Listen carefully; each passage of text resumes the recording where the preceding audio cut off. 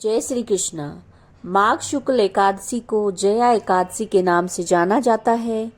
यह व्रत आत्म शुद्धि और मानसिक शांति प्रदान करने वाला, नकारात्मक ऊर्जा और संकटों को दूर करने वाला माना जाता है।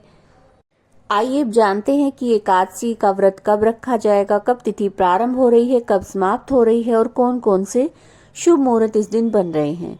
तो माघ शुक्ल एकादशी का प्रारंभ हो रहा है 28 जनवरी को शाम 4:35 पर और तिथि का समापन होगा 29 जनवरी को दोपहर 1:55 पर।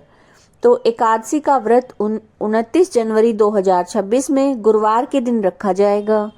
दसवीं तिथि के नियमों का पालन हमें बुधवार यानी कि 28 जनवरी को करना है।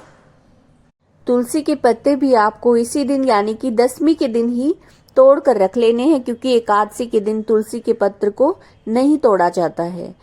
और एकादशी के दिन सूर्योदय का समय रहेगा सुबह 7:10, सूर्यास्त का समय रहेगा शाम 6:03, ब्रह्म मुहूर्त का समय इस दिन रहेगा सुबह 5 बजे से 6 बजे तक।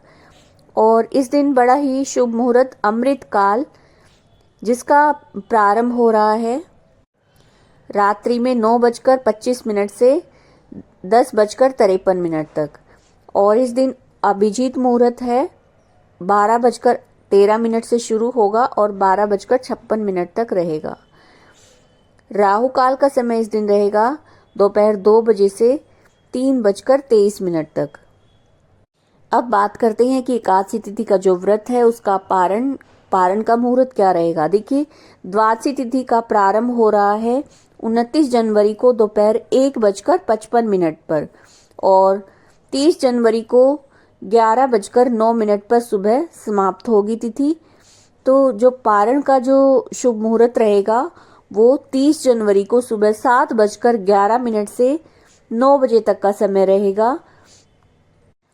एकादशी के दिन सुबह जल्दी उठकर स्नान करें और व्रत का संकल्प करें। सूर्य को अर्घ्य दें, भगवान श्री हरि और माँ लक्ष्मी की सच्चे मन से आराधना करें, पंचामृत से प्रभु का अभिषेक करें। इस दिन गुरुवार पड़ रहा है और पीले रंग भी भगवान को विशेष प्रिय हो, पीला रंग जो है भगवान को विशेष रूप से प्रिय होता है। इस दिन पीले वस्त्रों का, पीले फूलों का और पीले फलों का भगवान को भोग लगाएं। भोग में तुलसी दल अवश्य शामिल करें, क्योंकि बिना तुलसी पत्र के भगवान का भोग पूर्ण नहीं माना जाता। एकादशी की कथा सुनें, आरती करें, शाम के समय भी आरती करें, विष्णु भगवान के मंत्रों का जप करें और रात्रि में अगर हो सके तो जागरण करें। इस दिन मन में किसी के लिए भी द्वेष न लाएं और द्वादशी को यानी कि अगले दिन प्रातःकाल स्नान करें और विधि विधान से भगवान की पूजा करें। इस दिन पूजा करने के बाद दान दक्षिणा यानी जो सीधा निकालते हैं कच्चा अनाज, फल, सब्जियां वगैरह, वो निकालें, दक्षिणा पंडित जी को दक्षिणा दें।